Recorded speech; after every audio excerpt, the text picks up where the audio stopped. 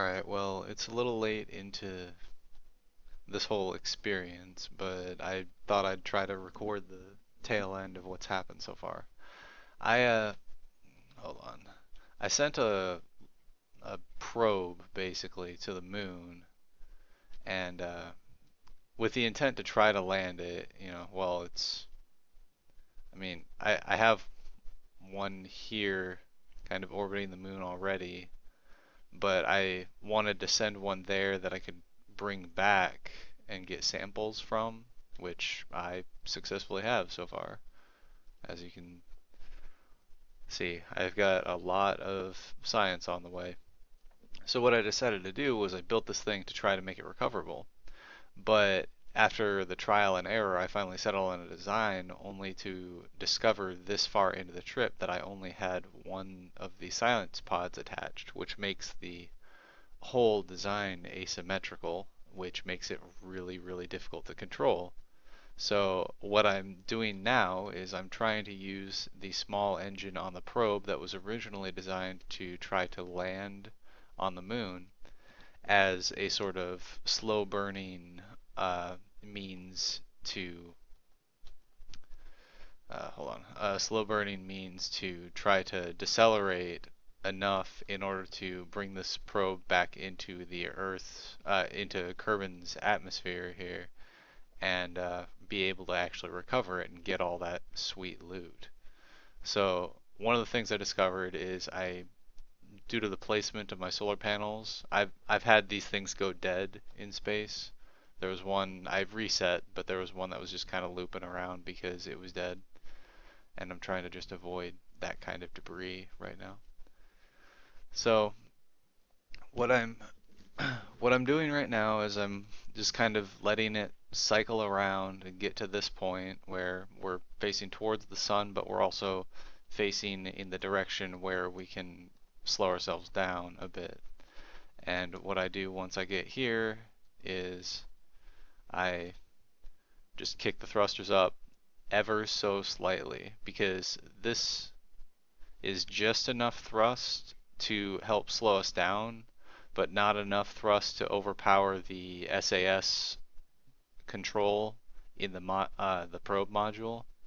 And what we're accomplishing is we are slowly, slowly, slowly slowing ourselves down and shrinking this orbit.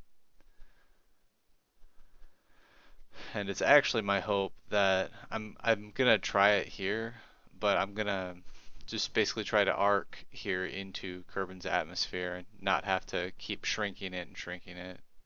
That'll just make things easier in general. So we're just watching this countdown and making sure that the fuel doesn't all burn out before we get here. This started with I think it was something like 3.2 million meter periapsis here. And so we're definitely making it as far as fuel is concerned. So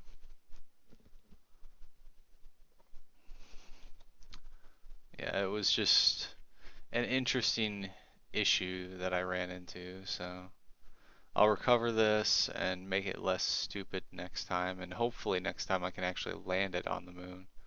Because I keep getting really, really close. I just can't seem to get it just yet.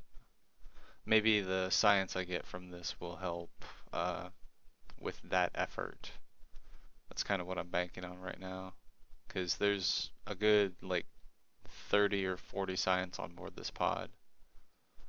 And that should be enough to get me some, I think, tier 3 resources.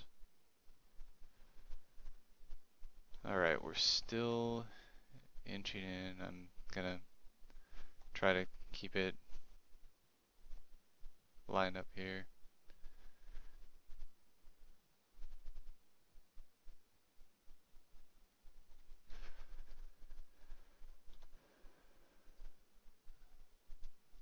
And I keep angling it a little more further away from the sun, which probably isn't the greatest thing, but I'd like to just end this. And here we go. We're getting there. Getting there, getting there.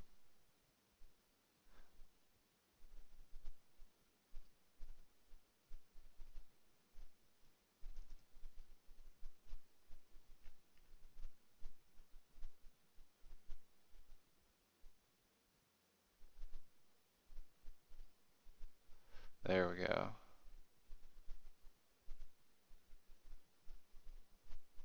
It's unfortunate that I'm gonna have to land on the dark side of Kerban, and I might actually wait for this to just kind of smash into this area instead, so I still have some kind of light to work with. But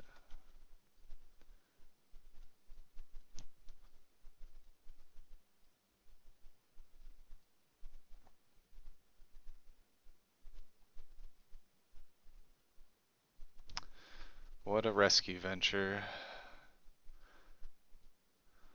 I guess lesson learned here is attention to detail, because that's really what got me. Whoop.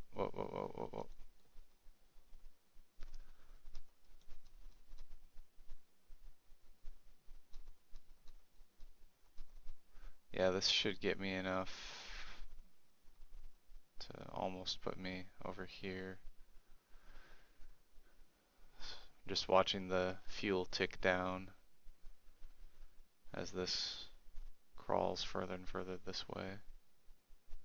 I might actually be able to put it here, honestly, which it's gonna come flying in, so I don't really know if I want to, especially with as little fuel as I have, but we'll see. Fortunately, the game doesn't have like atmospheric burn up yet, I think, so that'll be another thing I get to learn about here.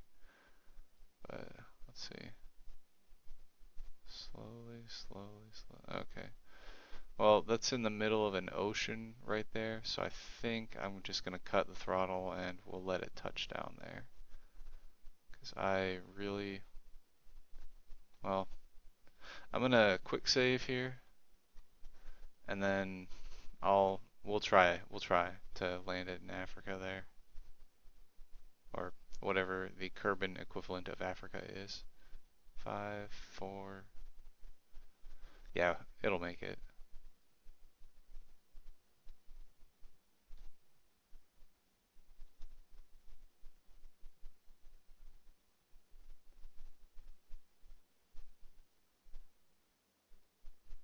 All right, and that is all of the fuel we have. So now we get to wait. And by that I mean, of course, I'm gonna position this a little bit for the solar again. Just kind of let it chill, and then we'll refocus to it.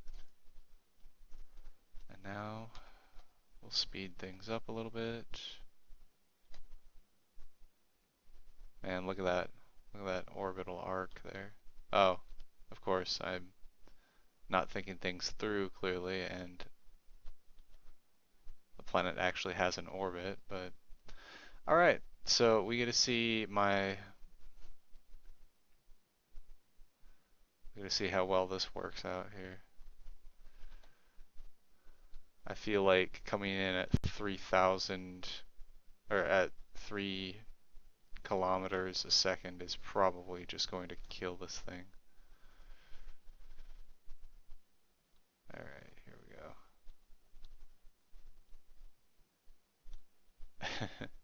This is ridiculous. Yeah, this wouldn't work in real life, I imagine.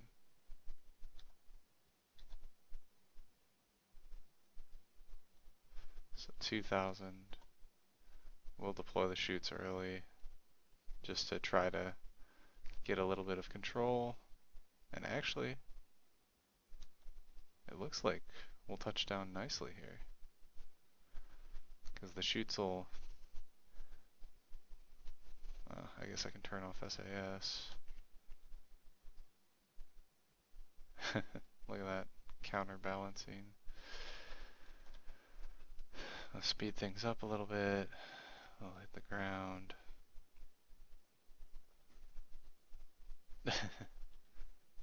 Whoa. Whoa. Okay, you can't hear it, but I can definitely hear, I heard an explosion there, so I'm gonna look at the post landing details and see what broke exactly.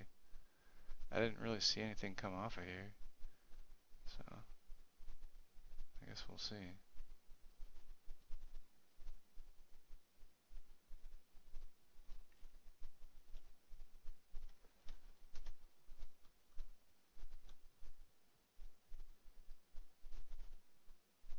Alright, that worked.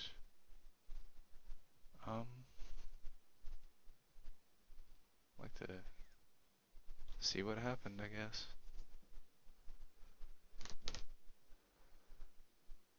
Alright, well, I guess it was a successful mission. I have no idea what broke, but it didn't really look like anything broke, and that's game.